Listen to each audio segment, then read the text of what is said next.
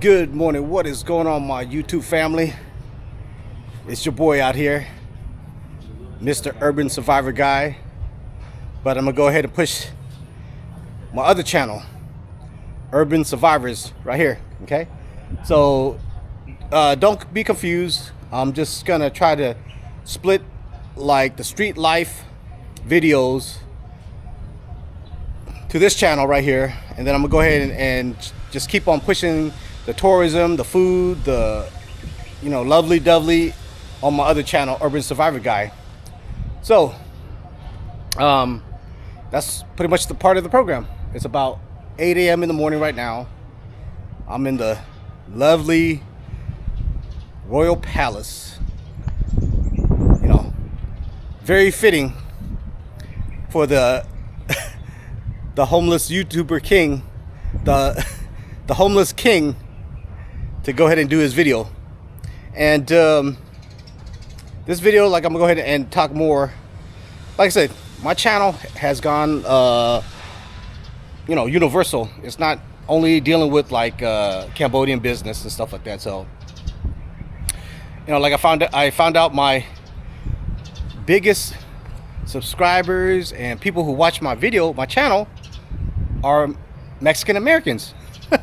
And like I said, it's really, I'm flabbergasted. Use a big word. I'm flabbergasted. Like, wow, people that I once were warring with are now like one of my biggest supporters. And so, like I said before, I rarely wanted to go ahead and talk about issues and business of other races because, I wasn't in the shoes to tell you how they felt. But now I come to the conclusion that with me being an outsider, it's even better to go ahead and tell about the Mexican American Chicano gang culture of America, because I'm not coming from a place of like favoritism or, oh, this gang is bigger, this gang is badder, or whatever like that. I'm coming from a place of neutrality and respect. And so with that said, I'm gonna go ahead and share you, my audience, my perspective of like my first encounter with the Mexican street gang, how it originated from, and things like that. So that way, like I said, the whole channel isn't just catered to like people in Los Angeles and California, whatever. Like, I got people watching from Australia, New Zealand, all over the world that, they don't know what the heck is a Sereno. They don't know what's a Norteño. And so that's why I was telling you guys, my audience, like, what? Eventually, when I have the money, I'm gonna go ahead and build, sort of like a museum. Not, it don't have to be a big museum. It could be like a taco shop, could be a barber shop, whatever, that is gonna tell people of the world more about the Mexican American Cholo Chicano lifestyle that I was so used to living in. Well, so much, not used to living, but like so much exposed when I was living in Los Angeles for 50 years. Okay.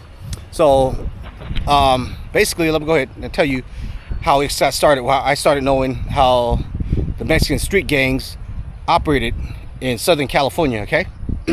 So, back to the story. I told you guys already. We were refugees, got sponsored by Christian, Amish, whoever people, the church, and went to Lebanon, PA. Rolling hills, rivers, streams, and nothing but butterflies and sunshine, right? But we eventually moved over to Long Beach, California. Now, you guys don't know, Long Beach, California is part of the Los Angeles County system. Okay, so you guys don't know. It's like, why this guy keep on saying he's from Long Beach and then he's from LA? It's just like, it's interchangeable because Long Beach is part of LA County. LA County encompass so many different districts. Okay, and I was just part of it. I was part of Long Beach.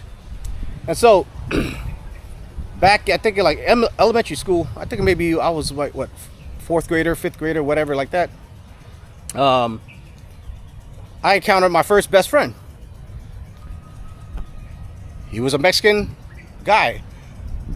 He might be a first generation Mexican American, whatever like that. Ruben Hernandez. You know, we kicked it off, and you know, like I said, in Pennsylvania, there were not that many Mexicans. Okay, I didn't know anything about Mexican because in Pennsylvania, where I was at, somebody of Latin descent would have been like Puerto Ricans or Dominican Republic, but there was no Mexican at that time where I was at. So meeting Mexicans was fairly new to me. I didn't know who they were, how they were, you know, whatever the situation was. I didn't know nothing about it until I met my, you know, my first good friend, or, you know, one of my buddies that was Mexican. Growing up in, we went to school in North Long Beach. And so that was like my first encounter with the Mexican people. Like I said, you know, when you're young, you don't know nothing about race. You don't know nothing about like gangs. You don't really know nothing. The whole world is at your fingertips. Like, you're open, you're a blank canvas. So, and I started off when I got older, went to like middle school. 70% of my friends were blacks. And like I was telling you guys again, I just chose the people that chose me in the neighborhood that I was in. And my neighborhood was like Martin Luther King, where all the blacks live, you know, and that's where the Rolling 20s, the Insane Crips, that's their territory. And so I grew up among Crips. And, you know, it's that indoctrination of like, you can't wear red. Long Beach is all Crip city. There's no Bloods. I didn't know what a Blood was. But, you know, I knew that the big homies was going to beat your ass down if they saw you wearing red. So we never wore red. And so like I said, I was a skateboarder. I didn't know nothing. My first encounter of the Mexican street gang was the same place at the elementary school. I seen like one big Mexican dude. I mean, I think we were like in 4th or 5th grade, and this guy looked like a teenager, man. He was big. And the crazy thing about it was, he had on his Dickies. He had on like his Ben Davis shirt. They had the hair nets and everything. Now I'm telling you guys, this is like 4th or 5th grade, okay? So this guy right here was straight out gangster already at an early age. And I didn't know, you know, I didn't know the business. I just wanted to be friends with them so I didn't get bullied. And so we had one big guy, and then we had the other little guy that he was just a tag along, you know, one big bully and the other guys just tagging along, you know. And like I said, I didn't know what it was. I was like, man, I'm just trying to be friends so I don't get my ass kicked, right? And I didn't know, and they were writing WSW all over the walls. And I didn't know what the hell it was. I didn't know what SWS was. I just started following them, like, just, you know, trying to tag along, whatever it is, and, you know, put it on my bookmark. And they were laughing at it. And, you know, and like I said, I just wanted to keep it cool with these Mexican dudes that were like, you know, at 4th or 5th grade, like, you know, they weren't the one to be punked with. So I finally found out that WSW stood for West Side Weemas. You know, like I said, I found out later. I didn't, like I said, 4th, 5th grade, I didn't know nothing. So at an early age, like I said, 4th, 5th grade, these guys are already claiming sets. And that's when I started realizing, like, you know what? In the Mexican culture, the Mexican gang culture, you have 3, 4, 5 generations of family members that grew up in the neighborhood. The neighborhood is everything to them. Whereas in terms of like the Asian gangs are more mobile. They hop in the car, they go to whatever this city, they do work in this city. They don't really have an attachment to that particular city because they're always moving around. They don't really care about whatever street it is. And so that's the difference between the Mexican street gang. The neighborhood, the street is everything. They'll risk their life fighting for those streets.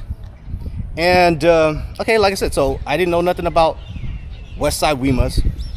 We were in North Long Beach. I guess they had because Wilmington is maybe 10-15 minutes away from Long Beach, okay? So a lot of East Side Weemas, a lot of West Side Weemas probably, you know, stayed in Long Beach. So like I said, I didn't know the business at the time. So, but that was like pretty much my first encounter with seeing Mexican cholos.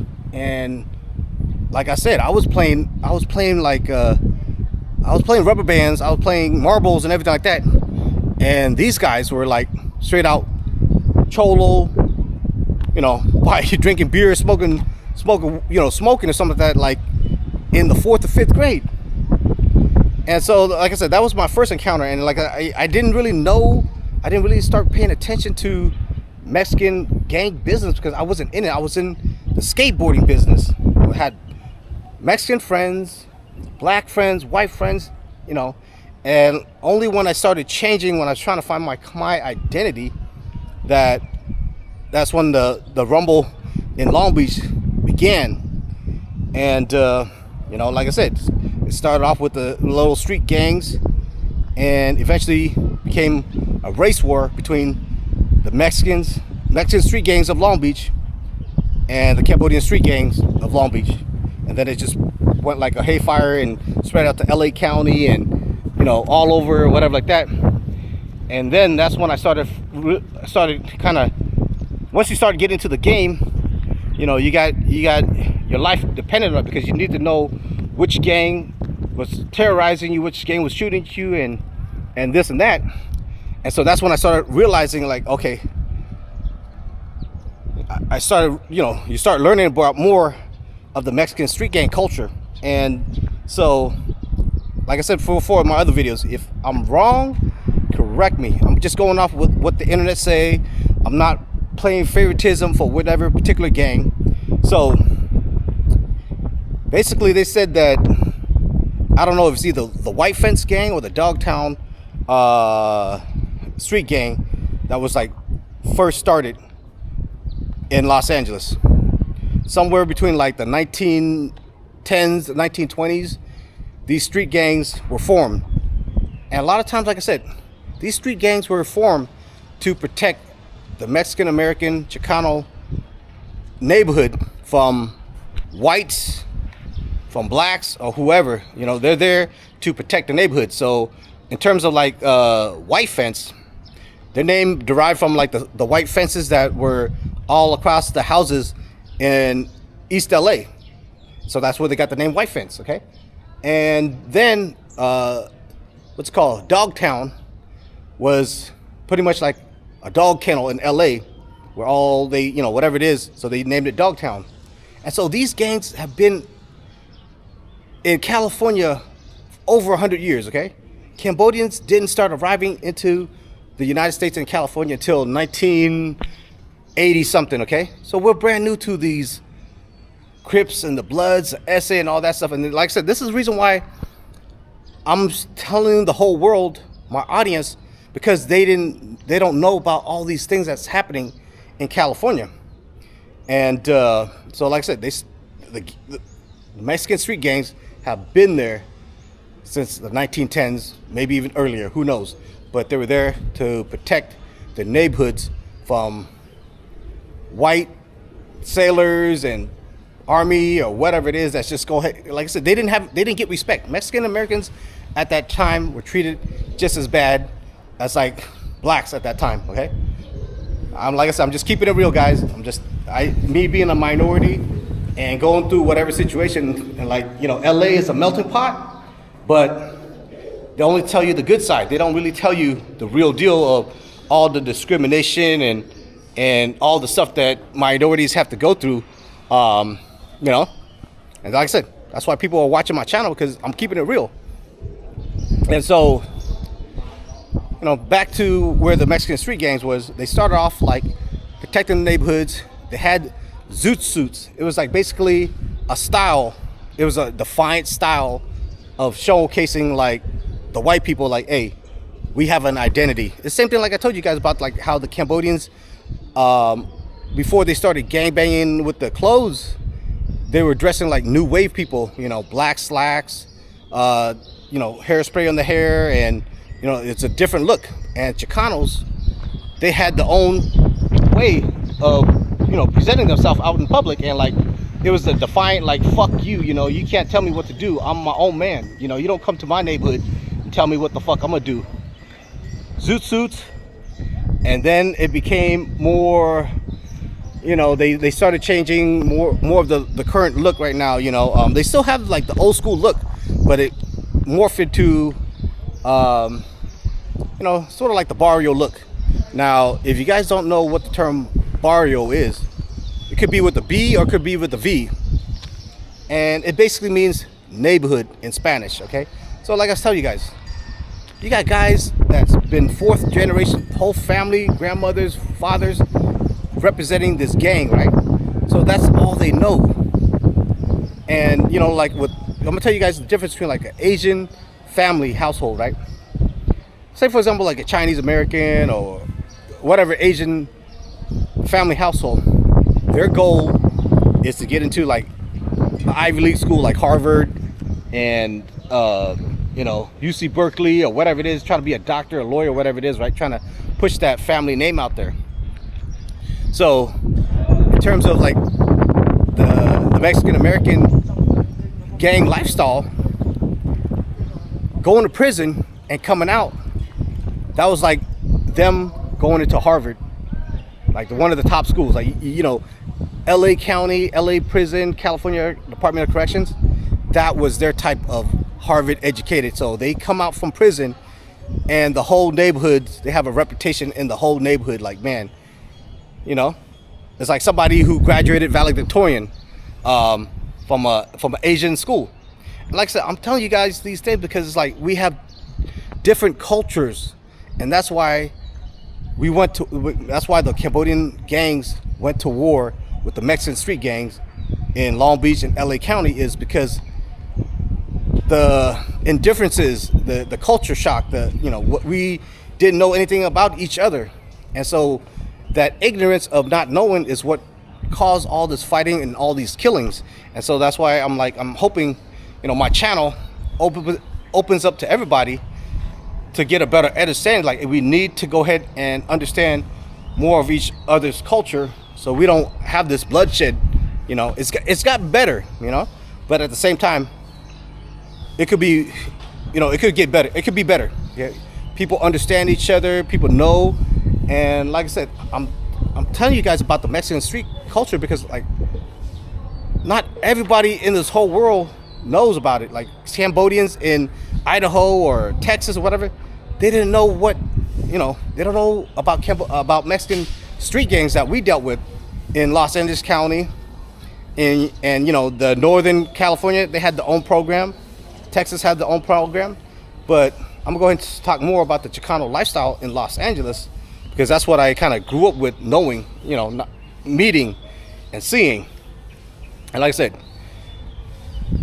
with being a Mexican American gangster, cholo, whatever you want to call it, respect is the number one thing. Okay, there's a big difference between how black gangs operate and how Mexican American gangs operate. Okay, with the Mexican American gangs, there's a lot of structure and a lot of respect. Okay, respect is everything. And so, you know, like I said, I just want to go ahead and just give you a little glimpse of what I'm gonna go ahead and talk about later on. And like I said, hopefully I get the money.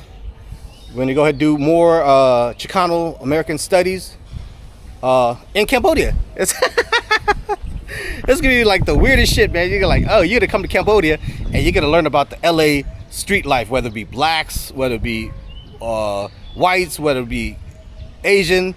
You know, it's gonna be all over here in Cambodia. But like I said, majority of my subscribers and supporters are Mexican Americans, and so it's like, hey, you know, the least I could do is go ahead and go into further details about the culture. Lovely culture, lovely food, lovely woman. It's like, hey, you know what? It's a win-win situation for everybody. And you know, like I said, I'm gonna go ahead and just start off with that little bit by little. Maybe if I get bigger, I'm gonna go ahead and get some of these Latino, Mexican, whoever it is, rappers come to perform in Cambodia. You know, show the whole world, you know, the culture.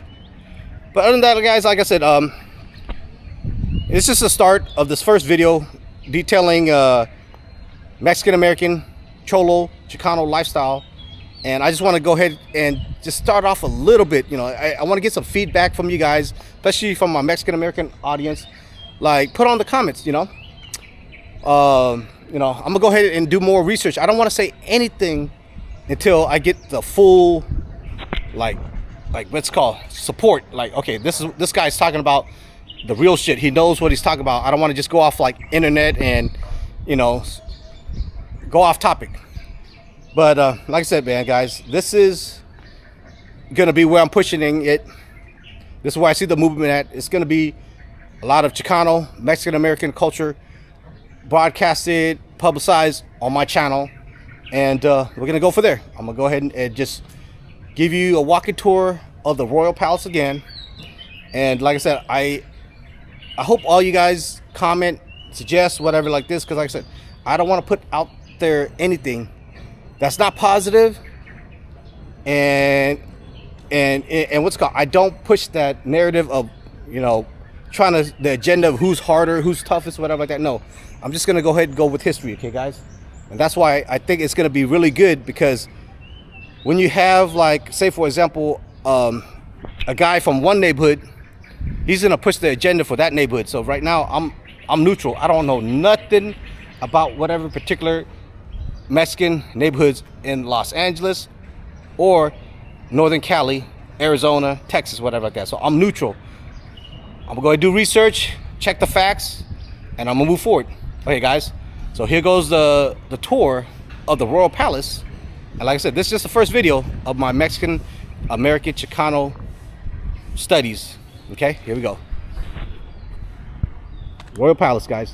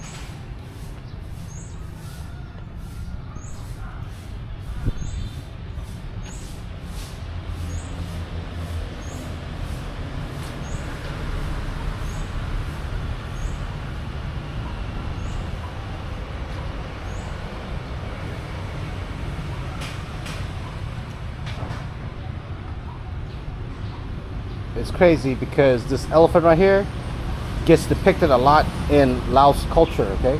But Cambodia has it also.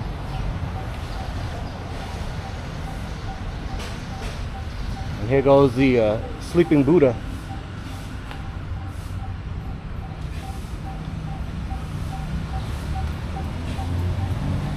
A lot of symbolism, guys. See the long ears? It depicts wisdom.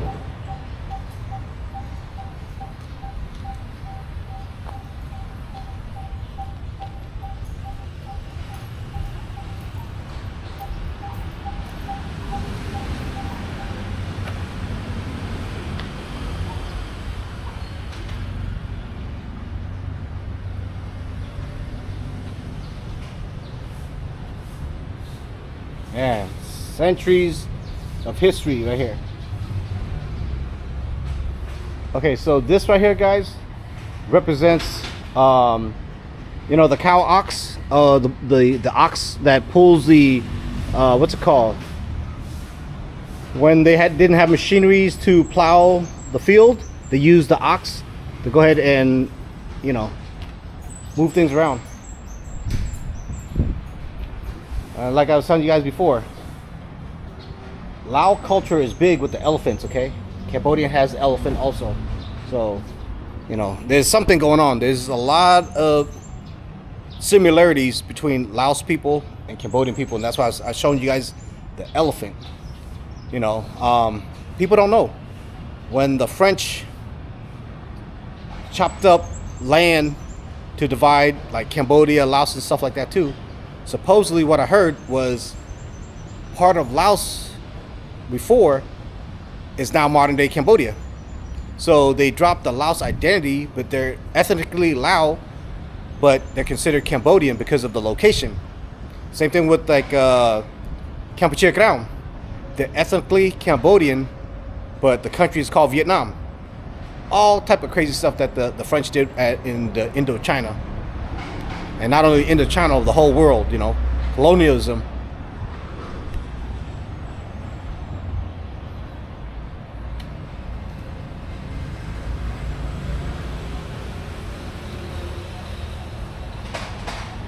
You see right here?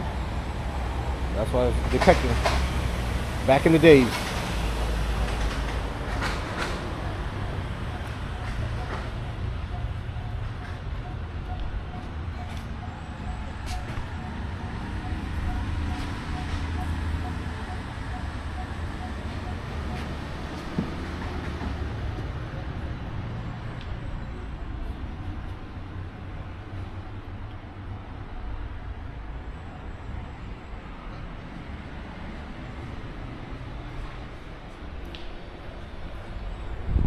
Okay guys, that's gonna go ahead and wrap it up for this video. I thank you all my audience that made it this far, and thank you. More will be coming. Peace out.